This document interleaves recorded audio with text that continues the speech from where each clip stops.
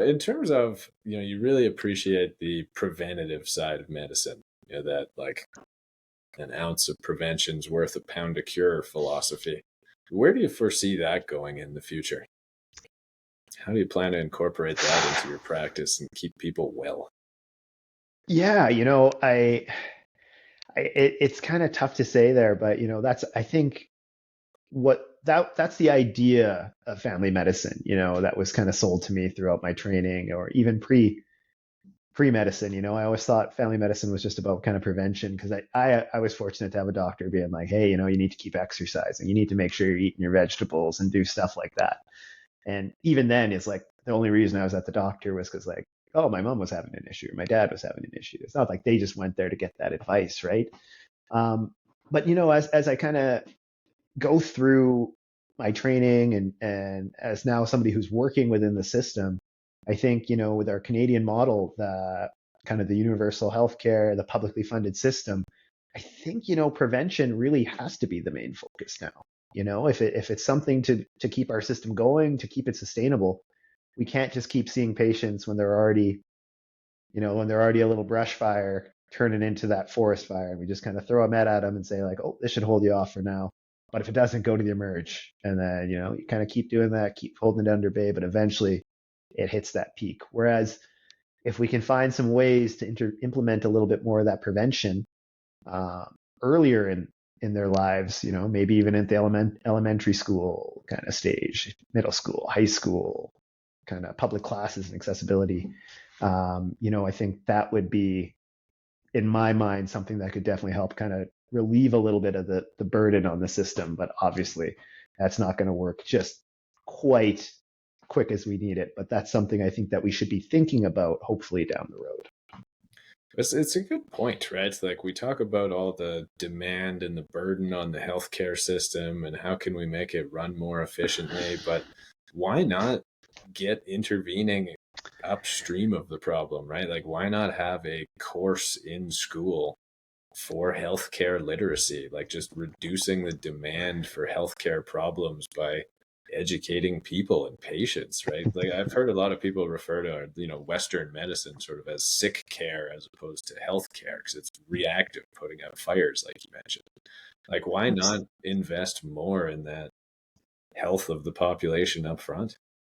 I think like the big public health studies that have been shown of like, oh, exercise, exercise is good if we get that 30 to 50 minutes or 5 times or 3 to 5 times a week. Like that really helps decrease uh, all these markers that can really lead to heart disease, cholesterol issues, diabetes, right? So the data is there. It's just that implementation. And I think working in obesity medicine, I'm sure you've seen some kind of moments that you're like, oh wow, like these are things that we really can implement and do a better job of teaching. Like coming from a nutrition background, um, it's quite shocking to see the people that actually have the means to eat a lot healthier and kind of make those healthy choices not only for themselves but as role models for their kids, their grandkids. They just don't know.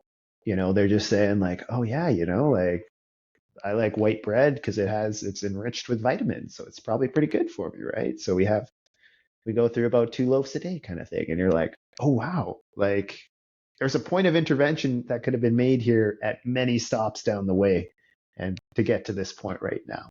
And it's quite surprising to see that. So just finding some ways, I think would be really really important in the long term to kind of help alleviate some of this burden. I think it would go a long way, right? Like just getting on top of the problem. I mean, from your perspective, then, is family medicine sustainable as it is currently? Are there anything like in broadly throwing this out to you, just in terms of all the like recent government changes and all the different things going on in the medical, political sphere? Like, how much of that do you think is getting at the root of the problem of people are not wanting to practice family medicine? Yeah, I mean, they're definitely not incentivizing it. And again, this might be speaking for a lot of other people there, it's a really complex situation that I don't honestly know. And And I know obviously with the negotiations going on right now with the government, it's a pretty precarious back and forth on kind of what's going to happen next. But I think as a kind of from the family medicine side of things, although I should fully disclose I don't really practice family medicine anymore. I think we're not quite being heard. The demands of the family physicians aren't quite being heard. And at the same time, I'm just curious about kind of if the demands of the family medicine side are met, what are kind of going to be the changes on our end to make sure that that family medicine can be saved in the future? Like, how are we going to implement these changes, and maybe this new funding to make sure that family medicine improves? That's that's kind of a gray area, and I honestly don't know. Do you have any kind of What would thoughts it on that? take? What would it Yeah, take to get you back? what would it take to get me back?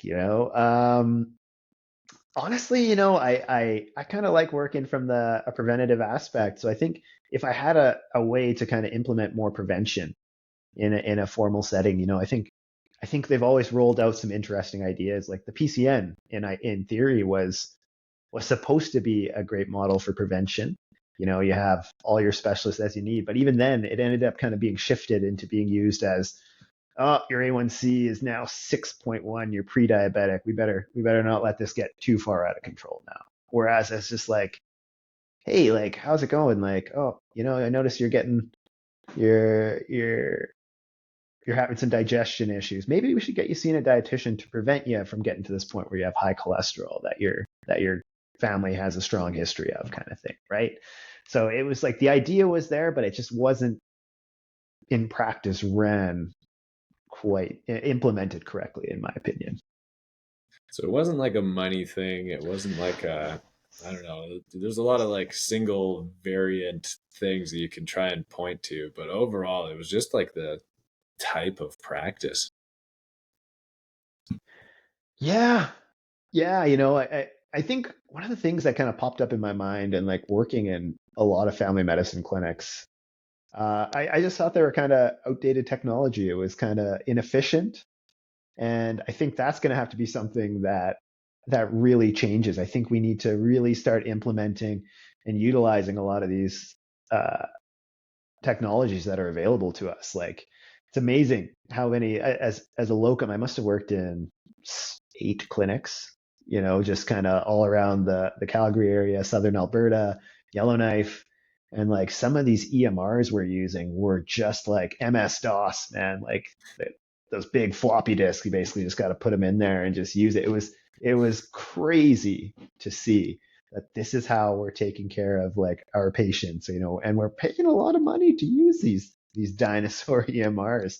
And it just made so much work, like I would use Wolf, for example, and it would crash like twice a day, and it'd be like you'd be sitting there taking a psych history, and it'd be like, okay, now that's down, and I can't give you your prescription, so I gotta go get my pen and paper and write this out. And there's just so many like outdated things. So I think family medicine needs to be if they really want to kind of start moving in that right direction, we have to start adopting change. Utilize good EMRs. Maybe doctors can start booking their own patients, take away some of that burden on your administrative staff that are already burning out and have to deal with the angry patients on the phones and answering messages and stuff. So yeah, I think we have to embrace technology. And I think that goes not only for family medicine, but for every field of medicine. I was just having a talk. There's, I think, 40% of family practices in New Brunswick are on paper charts currently. And I thought that blew my mind. So, like, even as bad as it is here, we're still spoiled compared to much of the country. Have you ever worked in a clinic with a paper chart? No, I'd like when I was a kid, I'd go to the doctor and they had a paper chart, but never in my professional career have I, other than like in the ER. Like, I don't know why that's excusable, but yeah, in the ER, it's paper charts. That was really Oh, the only time. good story about that, man. So when I started locuming up in the Airdrie area, they kind of the PCN in the area, they were kind enough to be like, hey, Dr. Sharma's in the area here. If you need a locum, please reach out. He'd be more than happy to kind of help you out. And this one guy kept like messaging me, really nice guy. He's like, hey, can you make these dates? I really need to do this to go see my family. And like, I had at some point I had so many locums, but I was like, oh, hey, like I got 2 weeks, I could kind of work it out with you. And like you kind of just go there and you meet the person like a day or two before you start and kind of get a run of the clinic. And nicest man in the world, older doc, get there and it was paper charts. And I didn't know how to say no. I was like, oh no. So I was like, hey, yeah, for 2 weeks, like not a problem, man. Let's do it. Oh my God. What an experience. They didn't even have Wi-Fi in the clinic. So I couldn't even pull up Netcare, couldn't do anything. I was using my phone to try to get stuff. And it was just like, oh yeah, so what did you see him there? And then you have to read doctor writing. That's not your own terrible doctor writing. And it was just like, I can't believe medicine was practiced like that at any point. But yeah, it was definitely an experience. But yeah, 40%, that's quite shocking to hear that that's still Pretty going on. wild. I think Um, 2% is shocking. Anything greater than zero is just a terrible tragedy.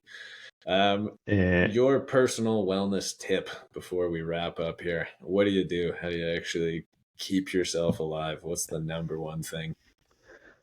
I think just being consistent in whatever you do, it's funny, I'll tell patients like, just kind of get them started, 3 to 5 days of exercise is a good goal to kind of work towards. But, honestly, looking at humans throughout time, right, we are active creatures and we got to be active every single day. It doesn't matter what you do, even if for 5, 10 minutes, get that heart rate up and just exercise every single day. And then number two, just stay hydrated, at least there's no reason unless you're in florid heart failure, that you shouldn't be drinking at least 2+ liters of water a day. Not coffee, not tea, um, but staying on top of your movement, just getting up and move, and then staying hydrated are like two of the easiest things that you can do that literally will improve your life. I'm Dr. Jordan Vollrath, and you've been watching Cherry Live, brought to you by Cherry Health. Please like and subscribe to see more clips like this, or check us out at www.cherry.health, Canada's medical network.